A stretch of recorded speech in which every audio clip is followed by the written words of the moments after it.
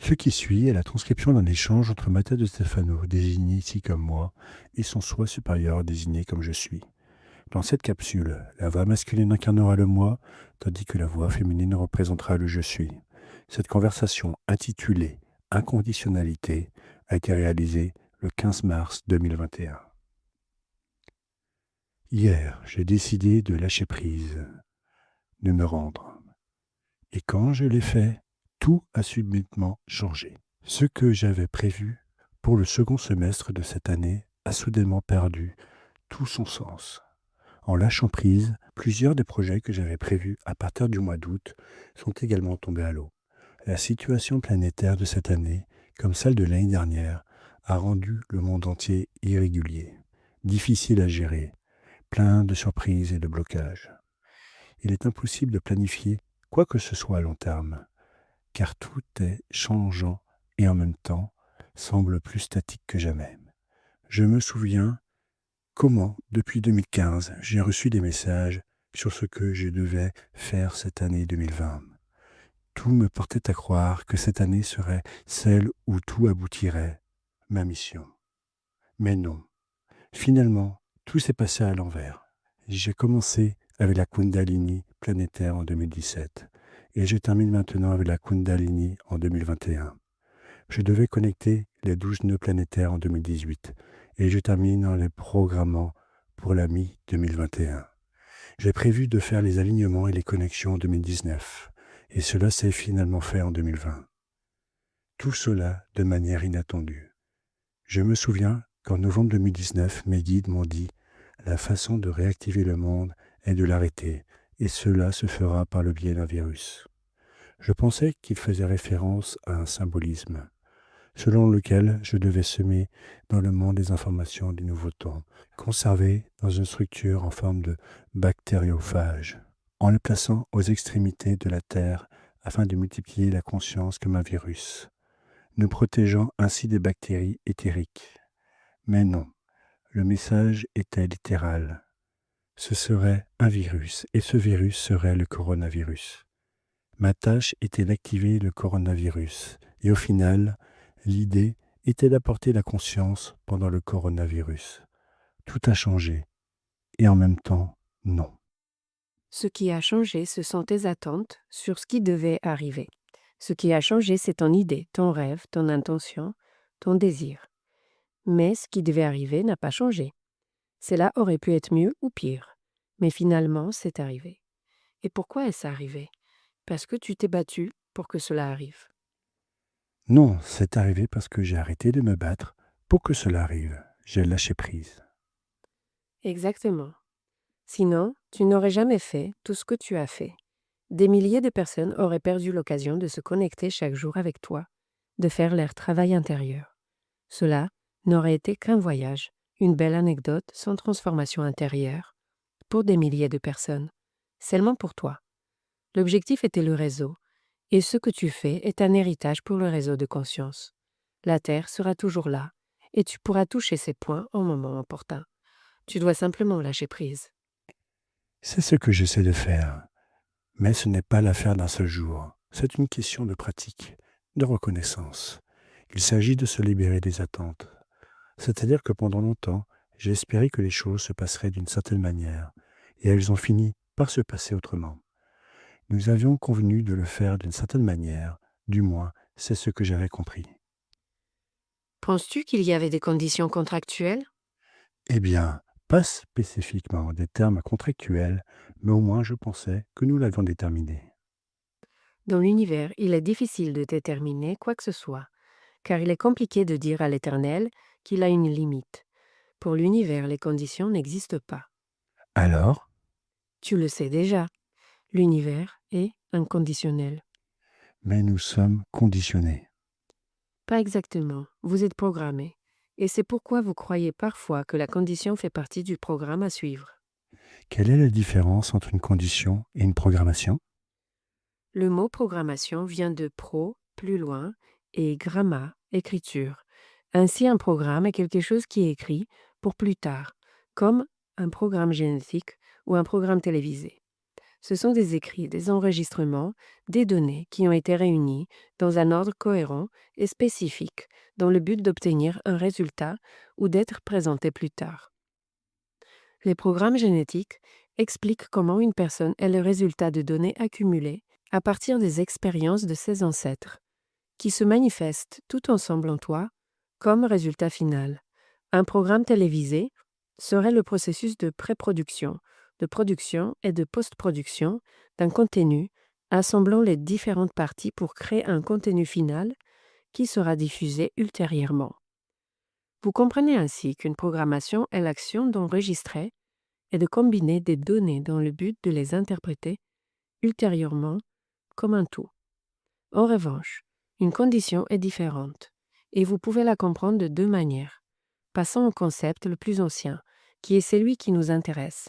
Le mot condition vient du mot con, rassembler, regrouper, et du mot indo-européen deik, montrer, signaler, indiquer. Ce mot a évolué en latin vers dicere, qui signifie dire. De là proviennent des mots tels que dicter, dictée, dictionnaire. La relation entre deik et dicere est déterminée par la forme de communication ancienne dans laquelle la communication entre les individus n'était pas, comme aujourd'hui, un gaspillage de mots, mais ceux-ci étaient utilisés pour indiquer quelque chose. Signaler, montrer, annoncer. L'acte de parler était une forme d'indication plutôt que de loisir. En ce sens, lorsque deux personnes faisaient référence à un même concept, à une même direction, et qu'il y avait un consensus, un accord entre les deux pour déterminer que ce qui était signalé était accepté par plus d'une vision et d'un point de vue, alors ce qui était dit, ce qui était noté, devenait un ensemble. C'est de là que vient le terme condicere, c'est-à-dire conditionné. Donc une condition est plutôt un accord mutuel. Un programme est quelque chose d'hérité, quelque chose qui ne peut être écrit qu'au fil du temps et dont la planification ne peut aboutir qu'à un seul résultat. Vous ne pouvez pas en débattre, tout comme vous ne pouvez pas choisir la couleur de vos yeux ou votre taille, car elles sont déterminées par votre évolution et dépendent de circonstances qui transcendent votre personne. En revanche, une condition est débattue, consensuelle. Et pourquoi disons-nous que nous sommes conditionnés par certaines choses de la vie? Tu fais référence aux injonctions. Une injonction, comme par exemple, tu dois faire des études de droit parce que ton père était avocat et ton grand-père était avocat, etc., est une injonction familiale, quelque chose d'établi de manière unidirectionnelle.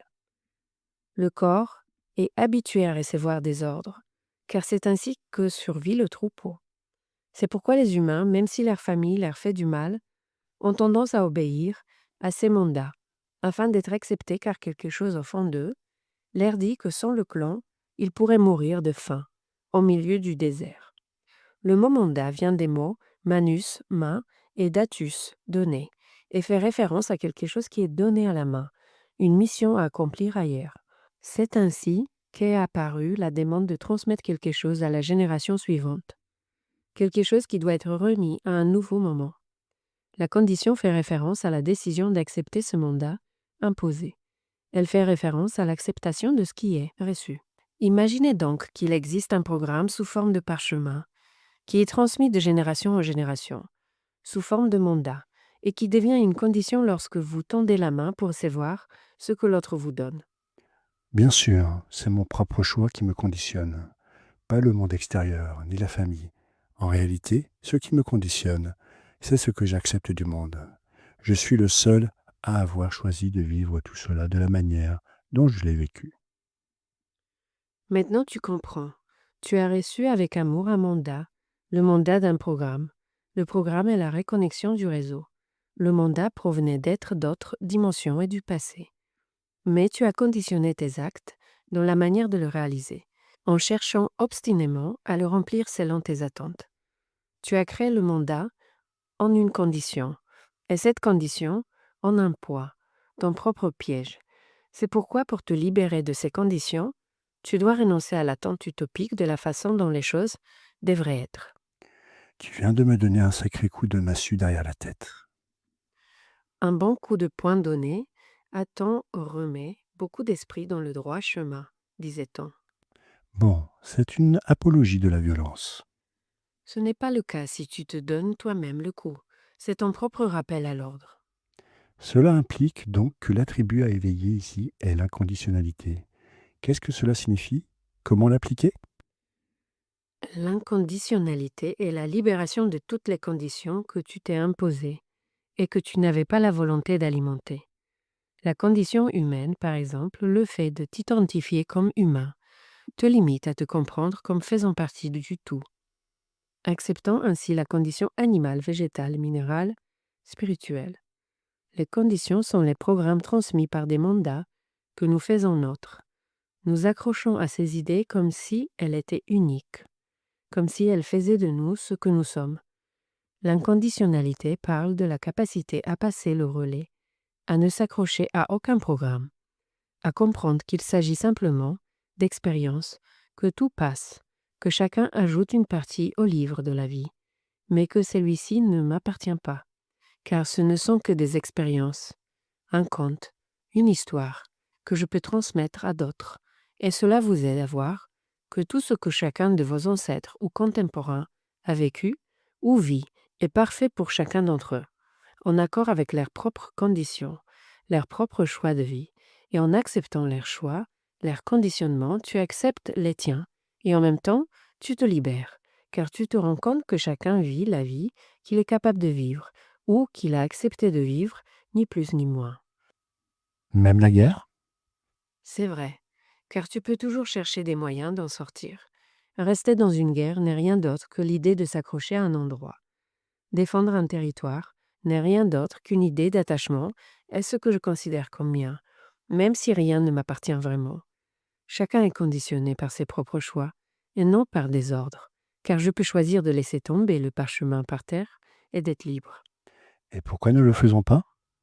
Par peur, peur de l'exil, d'être chassé du clan, du rejet, de l'échec, de la mort et de la solitude, peur de la transformation. Lorsque vous devenez inconditionnel, vous comprenez que la vie de chaque être se construit sur la base de ses propres choix et que votre propre vie est le résultat de vos croyances, de vos sentiments et de vos actions. Les vôtres uniquement celles de personne d'autre. Il y a toujours une autre voie, même si nous l'ignorons, il y a toujours une autre façon de faire, même si nous nous accrochons à celle que nous avons toujours connue. Il n'y a pas d'autre condition que celle que nous fixons, que celle que nous acceptons. C'est pourquoi vous vous êtes conditionné à cette mission, car c'était votre choix, et vos attentes vous ont conditionné à chercher une façon d'y parvenir, alors qu'il en existe des milliers. C'est pourquoi lorsque vous avez lâché prise, que vous vous êtes abandonné à ces conditions rigides, que vous aviez choisi, guidé par votre esprit projeté et capricornien, vous avez pu vous laisser aller et les choses ont commencé à fonctionner. Tout s'est passé et vous accomplissez votre objectif comme vous ne l'auriez jamais imaginé. C'est vrai, c'est parfait. Le virus, la quarantaine, être en Égypte, les méditations quotidiennes, le réseau connecté chaque jour, la pyramide, tout cela qui se passe à la perfection, qui s'étend encore plus, n'aurait pas été possible. L'inconditionnalité, abandonner les attentes, te libérer de tes choix conditionnés. Pourquoi, sur le chemin spirituel, entend-on tant parler d'amour inconditionnel, mais pas d'autres émotions? Parce que l'amour est ce qui ne meurt jamais. Amor, du latin, sans mort. C'est l'énergie génératrice, le moteur éternel. Love, Leib, de l'indo-européen, désir sexuel. L'amour est synonyme d'éternité, de quelque chose de constant. Et l'inconditionnalité parle de la liberté que produit cette éternité, dans laquelle le néant ne choisit jamais, ne pose aucune condition, est ouvert à tout vivre. L'amour inconditionnel est l'aspect de l'être qui se souvient que chaque être vivant fait ses propres choix, vit ses propres expériences, et que toutes sont parfaites. car nous ne pouvons pas les juger avec les yeux de la morale humaine qui a ses limites. Un esprit illimité et divin voit la merveille et la beauté même dans les ténèbres, car il reconnaît que cela fait partie de son expérience. L'inconditionnalité est la capacité de ne pas imposer d'intention, de choix, de détermination sur les choses que nous voyons, ressentons, croyons ou recevons du monde. Donc, être inconditionnel, c'est justement respecter tous les choix, c'est-à-dire accepter les conditions des autres et les siennes propres comme des formes d'expérience. Comprendre que chacun a son temps, son rythme, son processus, et comprendre que nous ne pouvons pas forcer les choses à être comme nous le voulons ou comme nous espérons qu'elles se manifestent, mais qu'il est nécessaire de comprendre chacun comme unique et de le respecter en tant que tel, avec ses réussites et ses erreurs. Mais je comprends ici qu'il ne s'agit pas d'amour, d'aimer comme nous le croyons habituellement, c'est-à-dire en confondant l'amour avec le désir, mais qu'il s'agit justement de liberté et non d'affection. C'est exact. L'inconditionnalité n'est pas liée à l'amour chaleureux d'un couple ou de parents. Il ne s'agit pas de caresses et de sourires, mais de liberté.